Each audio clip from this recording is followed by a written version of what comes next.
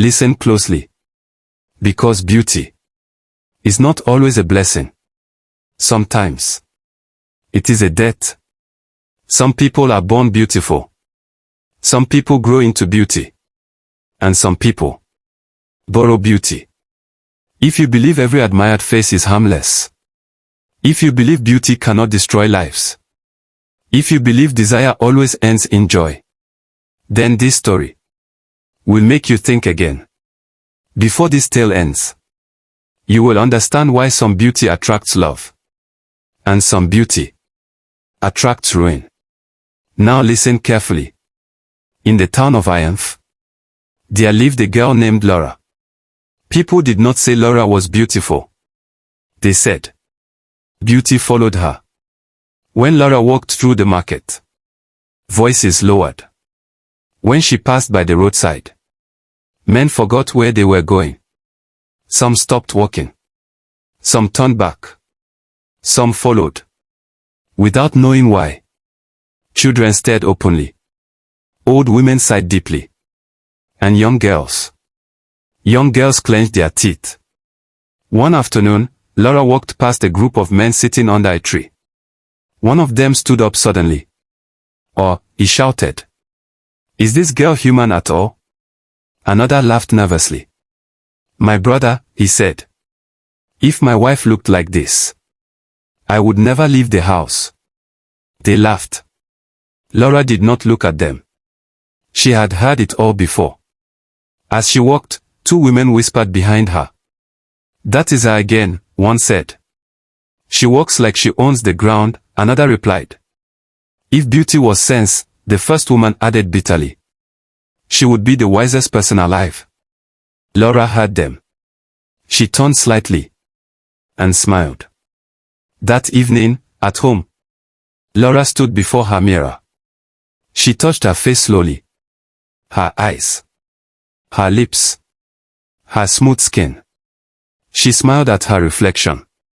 "They will never stop looking," she whispered. And she was right. Men came into her life easily.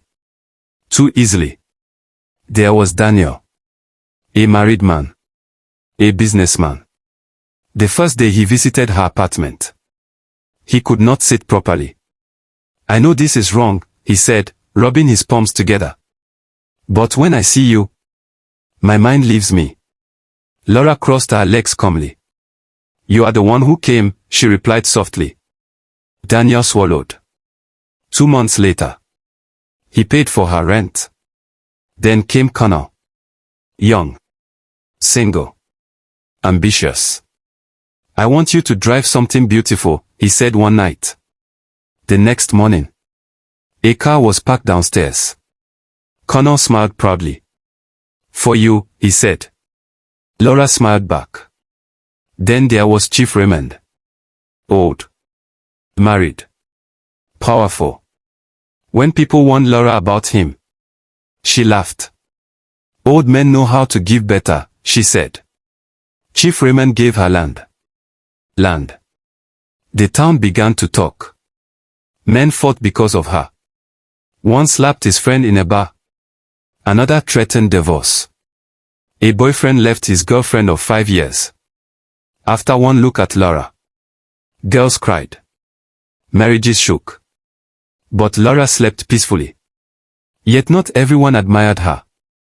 At a hair salon one afternoon, 3 girls sat angrily. "She has ruined my relationship," one said. "My husband no longer listens to me," another cried. A third girl hissed. "Let her enjoy," she said. "Everything borrowed must return." What the town did not know, what no one knew, was that Laura's beauty was not natural. Years earlier, before the attention, before the gifts, before the desire, Laura had been ordinary, invisible. Men passed her like air. One evening, after another day of being ignored, Laura cried until her chest hurt. That night, she made a decision. She walked to the edge of town, to a place elders avoided. There lived an old woman called Mama Aya. Mama Aya looked at Laura once and nodded. You want beauty, she said. Laura swallowed. Yes. Mama Aya leaned closer. Beauty does not come free. I am ready, Laura replied. Mama Aya smiled. Slowly. That night, a fire burned strangely. The air felt cold. Laura gave something. Not money. Not clothes. Something living. And when she returned home, her life changed. But beauty like that does not last forever. It must be renewed. Again. And again. And again. And every time, the price increases. Years later, Laura stood alone in her room. Still admired. Still desired. Yet something felt wrong. Her smile felt heavy. And then, she heard it. A knock. Not loud. Not soft. Just once. She opened the door. No one was there. Only cold air. And a whisper behind her ear. Time. Laura's heart stopped. She closed her eyes. Because she knew that voice. And she knew. The payment was due. That night. Laura did not sleep. She sat on her bed. Eyes wide. Back straight. Breathing shallow. The room was quiet. Too quiet. Yet the whisper still lived inside her head. Time. She stood slowly. And walked to the mirror. Her face was still perfect. Still smooth. Still glowing. Still admired. But her smile trembled. No, she whispered. Not yet. Her fingers shook as she picked up her phone. Mama Aya. Ring. Once. Twice. Then silence. No answer. Laura swallowed. Something was wrong. The next morning, Laura stepped outside. For the first time in years. Something had shifted.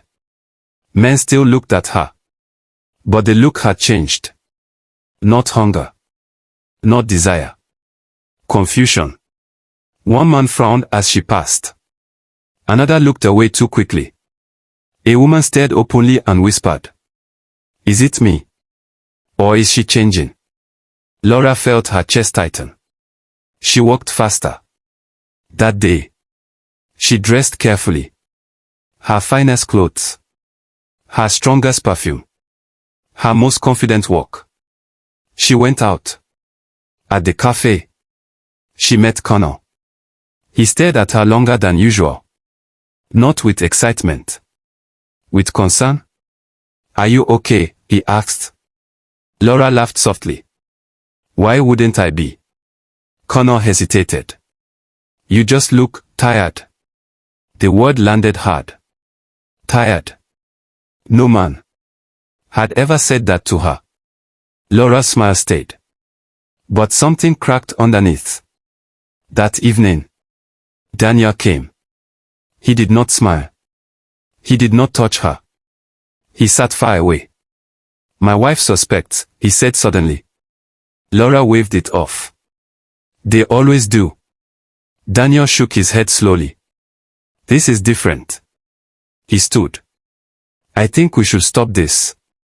Laura rose too. You cannot just leave. Daniel looked at her face. Long. Careful. Then he spoke quietly. I don't feel the same anymore. And he walked out. The door closed. Laura did not move. If you are listening closely, and you feel this story tightening around you, this is where many truths hide. And stories like this are passed down. So we remember. If you want more African folktales like this, stories that warn, teach, and stay with you, you already know what to do. Now, listen carefully. That night, Laura returned to the edge of town. To Mama Aya's house. The door was open. Inside, the fire burned low. Mama Aya sat still. You came late, the old woman said. Laura dropped to her knees. Please, she begged. I am ready. Mama Aya looked at her for a long time. The price has increased. Laura nodded quickly. I will give it. Mama Aya shook her head. This time, you will not choose. The ritual began.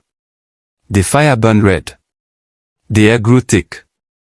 Mama Aya chanted softly. Laura felt pain. Sharp. Deep. Inside her bones.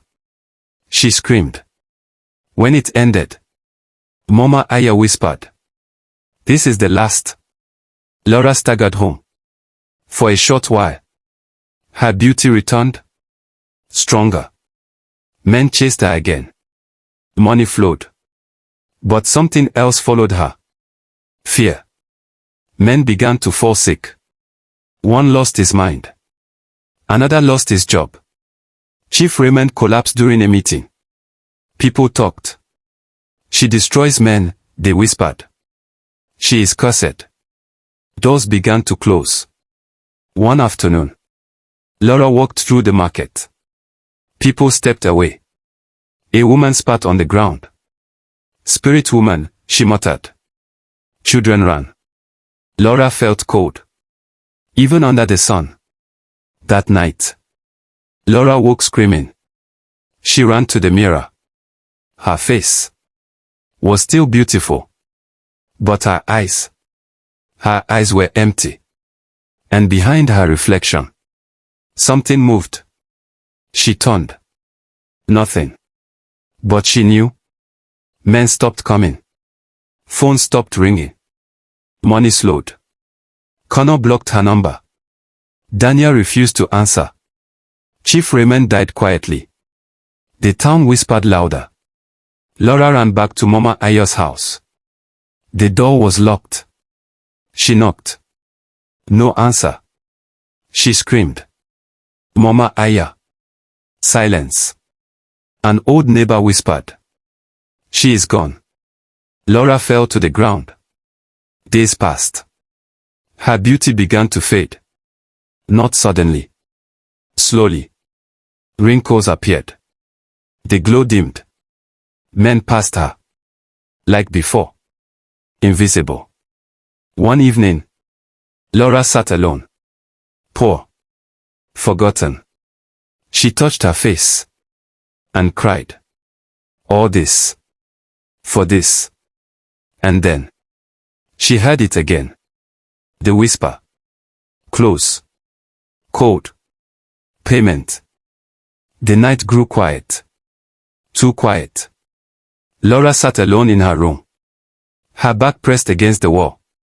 Knees pulled tightly to her chest. The whisper did not shout anymore. It no longer threatened. It spoke gently now. Closer than breath. Payment. Laura shook her head slowly. I have given enough, she said. I have suffered enough. Her voice was tired.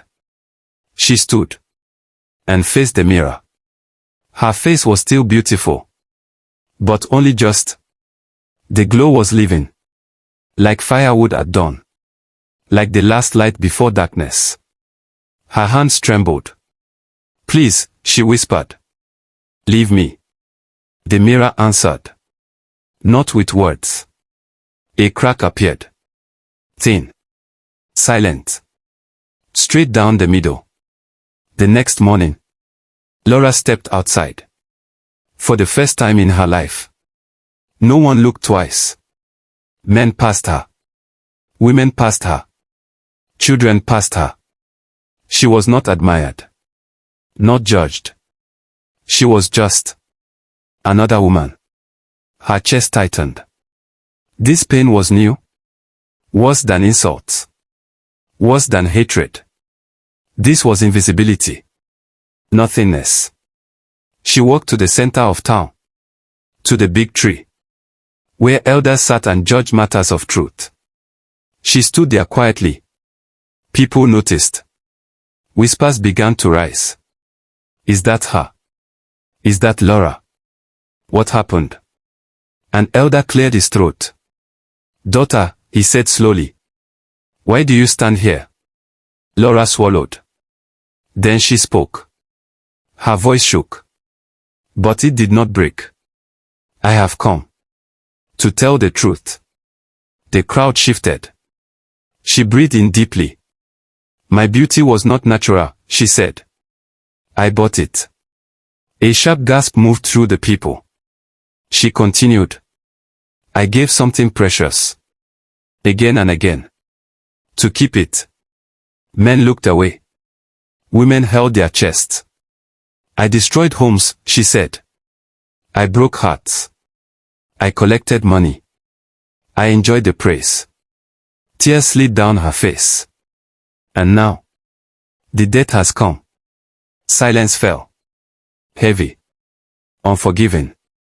A woman stepped forward. It was Connor's wife. Her voice was calm. You knew, she said. And you continued. Laura nodded. Yes. A man spoke next. My brother died. After knowing you. Laura bowed her head. I know. No one shouted. No one raised a hand. That silence was worse than punishment. An old woman stepped forward. Her back bent with age. Her eyes clear. She pointed gently at Laura. This, she said, is how shortcuts end. This is how stolen light fades. That night, Laura returned home. She packed nothing. She sat on the floor. The whisper returned. Not patient anymore. Closer. Colder. Time is finished. Laura closed her eyes. I am ready, she said. The air turned cold. The mirror shattered. Not loudly. Softly. Like dry leaves breaking underfoot. In the morning, Laura was gone. No scream. No struggle. Only the room. Empty. Days passed. Then weeks. Then months. Her story remained. Mothers told daughters. Elders warned youths. Men remembered. Women learned. People would say, she was the most beautiful. And the most empty. Moral. Beauty without truth is alone. Pleasure without wisdom collects interest. And shortcuts that ignore conscience always return to collect everything.